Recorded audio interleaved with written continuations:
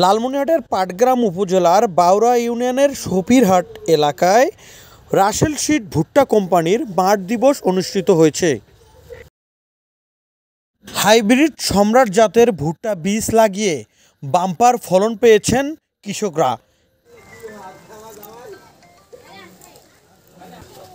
আমি মোটামুটি 5-7 বিঘা সম্রাট ভুট্টা লাগাছি, ফলন মোটামুটি ভালো। আর এর আগেও লাগাছি, 4-5 বছর থেকে লাগাই দিছি, মোটামুটি ভালো ফলন। আর ভুট্টার রেট তো বর্তমান 1100, আরও 200-100 টাকা যদি মনে বেশি হইতো তাহলে মোটামুটি ভালো হইতো, লাভজনক হইতো আর কি। রাসেল সিড কোম্পানির প্রাইভেট লিমিটেডে আজকে যে সমাবেশ, কৃষক সমাবেশ মাঠ দিবস, সেখানে এসেছেন। আমি আমার কোম্পানির পক্ষ থেকে ধন্যবাদ জানাই। তার সাথে এই অঞ্চল, এই পাটগ্রাম উপজেলা সম্পূর্ণ আমরা ভুট্টার উপর নির্ভরশীল। এই ভুট্টার উপর নির্ভরশীল, তার সঙ্গে আমাদের রাসেল সিড কোম্পানি সম্পূর্ণ একটা ব্যাপকভাবে অর্থনৈতিকভাবে স্বাবলম্বীর দাবিদার। এজন্যই বলবো, আমরা যে বীজগুলো দিয়েছি রাসেল সিড কোম্পানি, ভারতের হাইব্রিড কোম্পানি কাবরি সিড থেকে নিয়ে এসে এই অঞ্চলে রাসেল সিডের মাধ্যমে বিভিন্ন পরিবেশকের মাধ্যমে আমরা দিয়েছি। সম্পূর্ণ উপজেলায় যেসব কৃষক লাগিয়েছেন সবাই অনেক খুশি, এবং তার সঙ্গে আমরাও খুশি, কারণ কৃষক খুশি থাকলে আর সবাই ভালো থাকে। এরা বাংলাদেশ কৃষির উপরে নির্ভরশীল।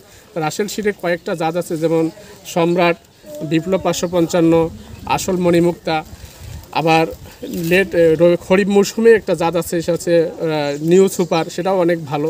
তো এই অঞ্চলে আমাদের খরিফ মৌসুম হয় না, সম্পূর্ণ রবি হয়।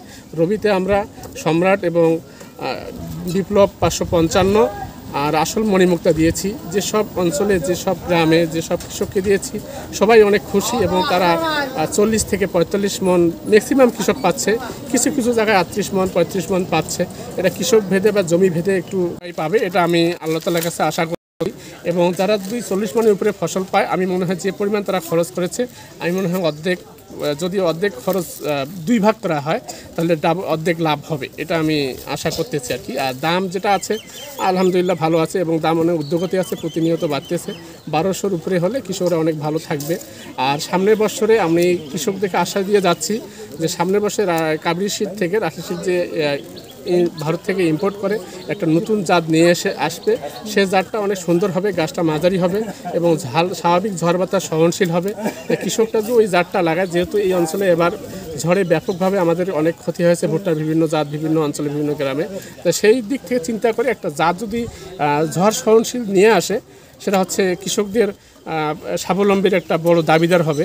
তা আশা করি এই জাতটা নিয়ে আসলে আমরা সামনে আপনাদের মাধ্যমেই তাদেরকে জানিয়ে দিব, তারাও জানবে এবং তারা লাগিয়ে অনেক ভালো কিছু পাবে।